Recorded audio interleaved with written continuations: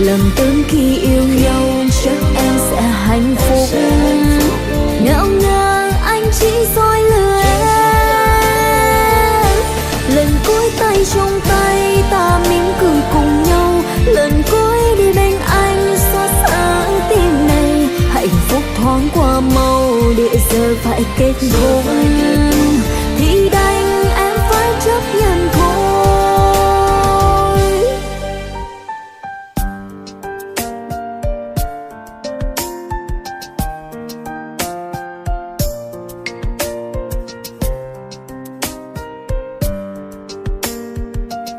Lầm tưởng con tim anh sẽ yêu em thật tâm, lầm tưởng khi bên em anh sẽ luôn chung tình, lầm tưởng khi yêu nhau chắc em sẽ hạnh phúc.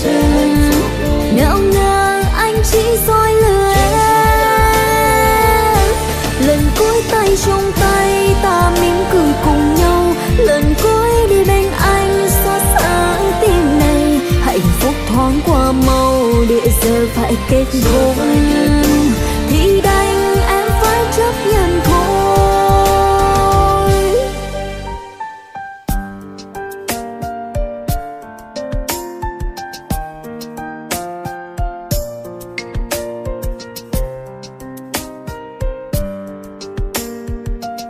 Lầm tưởng con tim anh sẽ yêu em thật tâm, lầm tưởng khi bên em anh sẽ luôn chung tình, lầm tưởng khi yêu nhau chắc em sẽ hạnh phúc.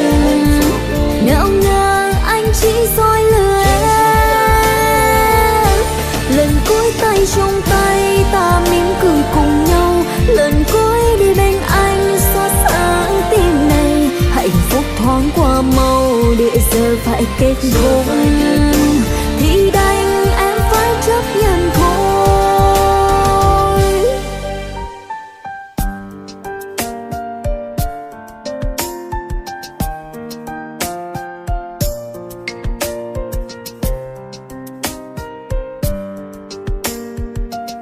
Lầm tưởng con tim anh sẽ yêu em thật tâm, lầm tưởng khi bên em anh sẽ luôn chung tình, lầm tưởng khi yêu nhau chắc em sẽ hạnh phúc.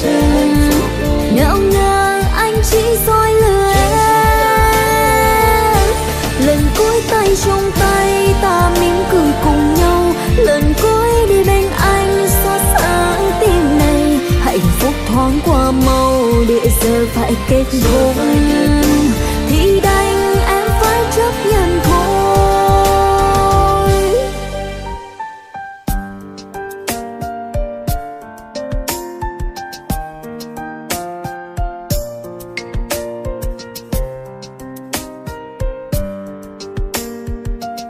Lầm tưởng con tim anh sẽ yêu em thật tâm, lầm tưởng khi bên em anh sẽ luôn chung tình, lầm tưởng khi yêu nhau chắc em sẽ hạnh phúc. Ngỡ ngàng anh chỉ dối lừa em. Lần cuối tay trong tay ta mỉm cười cùng nhau, lần cuối đi bên anh xót xa tim này. Hạnh phúc thoáng qua mau để giờ phải kết thúc,